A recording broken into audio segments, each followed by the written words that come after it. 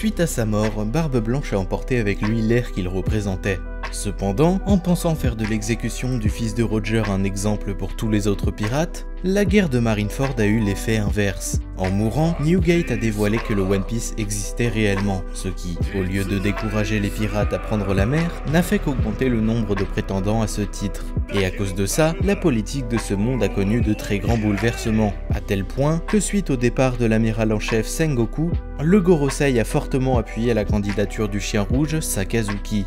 Le gouvernement, ne souhaitant pas que l'héritage de Roger ne soit découvert, emploie désormais les grands moyens en changeant drastiquement les méthodes de la marine. La justice d'Akainu est désormais nécessaire pour que le gouvernement mondial puisse perdurer. Pour autant, ce n'est pas un pari qui est gagné d'avance.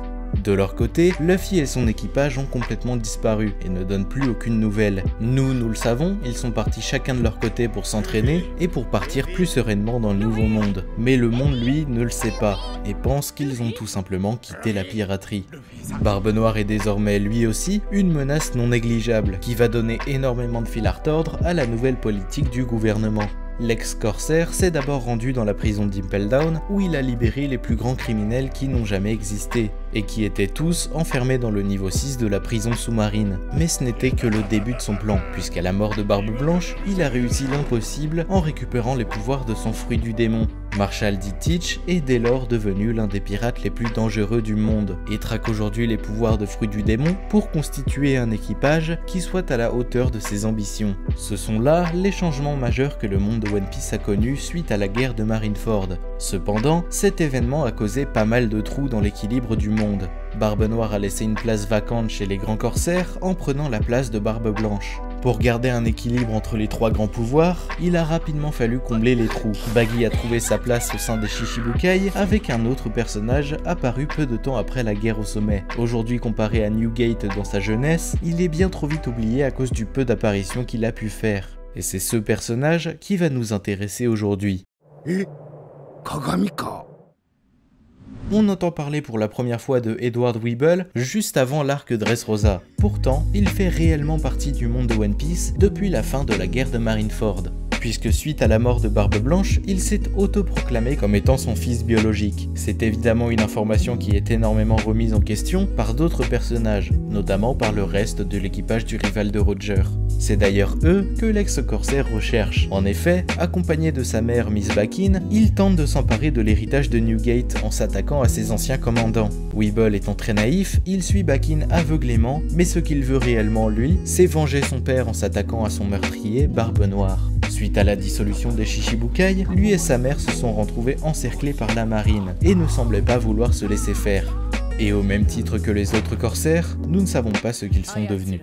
Malgré tout, Weeble est quelqu'un de très fort et très violent. La comparaison avec son soi-disant père jeune n'est certainement pas un hasard. Et même s'il n'est pas très futé, sa mère l'est et n'hésite pas à le manipuler pour se protéger et pour obtenir ce qu'elle désire. Mais la question qui peut se poser maintenant, c'est pourquoi est-ce que ce personnage est apparu après sa mort? Pourquoi les personnages ayant vécu avec Barbe Blanche n'en ont jamais entendu parler? Pourquoi Weeble est tant persuadé d'être son fils? Et surtout, d'où il vient réellement? Il est très facile de se dire que tout ça n'est qu'une manipulation de sa mère. Bakin a navigué avec Barbe Blanche il y a plusieurs années et a réussi à rendre suffisamment crédible un semblant de relation avec l'empereur, pour au moins faire naître un doute général. Mais est-ce que Miss Bakin est vraiment la mère de Weeble? Il est bien plus difficile de répondre à cette question que de se demander si elle et Newgate ont déjà eu une relation par le passé. En effet, avec un peu de savoir-faire et de crédibilité, il est très facile de faire dire n'importe quoi aux morts. Et c'est très bien ce qu'aurait pu faire Bakin avec Barbe Blanche. Mais aujourd'hui, Weeble est persuadé qu'il est le fils du Yonko. Il y a alors plusieurs solutions qui s'offrent à nous. Soit Bakin est réellement sa mère, et opportuniste comme elle est, elle le manipule pour lui faire croire qu'il est réellement son père. Soit Barbe Blanche est véritablement son père, ce qui n'aurait pas vraiment de sens, puisque toutes les personnes qui l'ont côtoyé démentent cette information. Mais dans tous les cas, je ne pense pas que ce soit l'une de ces deux théories. Si lui et l'empereur n'ont pas de lien de parenté, pourquoi ils ont autant de ressemblances? Que ce soit la moustache, la couleur des cheveux, la corpulence, dans le sens où Barbe Blanche et lui sont tous les deux démesurément grands, qui est-il réellement? Mais aussi, est-ce qu'il existait déjà avant l'arc de Marineford?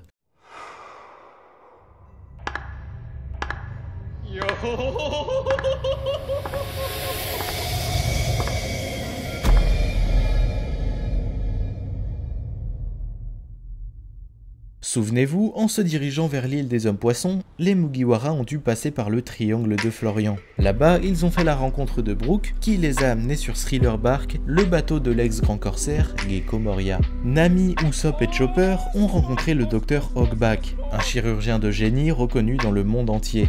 En se baladant dans le château, ils vont découvrir qu'il fabrique des corps à partir de morceaux humains ou animaux pour créer un équipage puissant, mais surtout immortel. En effet, il est capable de donner vie à ses créations grâce au pouvoir de son capitaine. En volant l'ombre d'un être vivant, il peut directement l'injecter dans ses corps pour leur donner une vie et une personnalité. C'est ce qu'il s'est passé avec l'équipage de Luffy par exemple, lorsqu'on a rencontré des zombies qui parlaient et avaient la même personnalité que Zoro et Sanji. Ainsi, avec cette méthode, l'équipage de Moria peut créer des zombies aussi puissants et résistants qu'un Yonko, s'ils arrivent évidemment à se procurer une ombre au tempérament comparable. C'est notamment ce qu'il s'est passé avec Oz, qui possédait l'ombre de Luffy et qui a posé beaucoup de problèmes à l'équipage.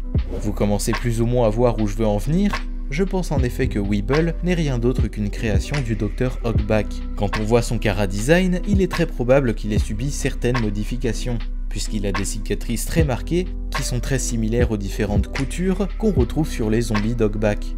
Weeble n'a commencé à faire parler de lui qu'après la mort de Barbe Blanche. En apprenant cet événement, Miss Bakin aurait contacté le chirurgien pour lui confectionner un fils puissant et récupérer l'héritage de l'empereur. C'est évidemment possible puisque, comme Chopper l'a précisé au chapitre 445, Hogback est un scientifique extrêmement reconnu dans le monde. Mais bien sûr, si le docteur a accepté cette proposition, c'est qu'il avait très certainement quelque chose à gagner. Rappelez-vous la dernière fois qu'on le voyait, il quittait Thriller Bark avec Moria inconscient et Absalom. En lisant le journal, il a fait part à son ami de l'arrestation de Portgas the Ace, et Hogback avait l'air d'être vraiment très intéressé par cet événement, et surtout par ce qu'il va engendrer, puisqu'il précise bien que c'est ce genre de choses qui pourrait bouleverser le monde. Il ajoute ensuite que c'était le mauvais moment pour Moria de subir une défaite pareille, comme s'il éprouvait certains regrets à ne pas pouvoir participer. Encore plus tôt, en réveillant Absalom au chapitre 483, il dit qu'il faut qu'il quitte Thriller Bark, mais qu'il ne veut pas finir sa carrière sur une défaite pareille, et qu'il semble même avoir une idée en tête. Je pense que Weeble vient d'une expérience d'Hogback, suite à une demande de Bakin, qui, ayant côtoyé Barbe Blanche dans sa jeunesse, aurait monté une histoire pour pouvoir profiter de l'héritage de l'empereur. La question qu'on peut se poser maintenant est comment le chirurgien a fait pour lui donner la vie. En effet, dans l'arc Thriller Bark, on sait qu'il fabrique des corps à partir d'autres corps, mais ne leur donne pas vie directement. C'est bien le pouvoir de Moria qui permet à un zombie de voir le jour. Malgré tout, la réponse à cette question est en réalité très simple. Absalom était le commandant des soldats zombies et des généraux zombies de Thriller Bark, et comme on le voit, il a le corps complètement modifié. Il a le museau d'un lion, des yeux rouges, sa peau est celle d'un éléphant, et ses muscles sont un mélange de ceux d'un ours et d'un gorille. Toutes ces greffes font qu'il pèse plus ou moins 300 kg. Pourtant, Absalom a toujours été bel et bien vivant. Quand on voit Weeble et toutes ses cicatrices, on peut imaginer qu'il provient d'une modification du Dr Hogback. Sa peau ne serait pas forcément la sienne, au même titre que ses organes ou même ses muscles. Comme pour le commandant de Moria, Weeble serait issu d'un corps déjà existant, peut-être même qu'il serait bel et bien le fils de Bakin, avec une personnalité naïve qui aurait été modifiée pour devenir aussi fort que Barbe Blanche lorsqu'il était jeune. C'est déjà la fin de la vidéo. Si elle vous a plu, n'hésitez pas à la liker, la commenter ou même vous abonner à la chaîne. Je le répète tout le temps, mais c'est super important si vous voulez me soutenir. Aussi, comme je l'ai dit en début de vidéo, on se retrouve demain, vendredi 25 juin à 16 h, pour un live review pour parler du chapitre 1017 de One Piece. Je le découvrirai de mon côté à sa sortie et on en parlera à ce moment-là avec tous ceux qui seront là. Dans tous les cas, je fais toujours une vidéo tous les jeudis à 18 h, donc je vous dis à la semaine prochaine.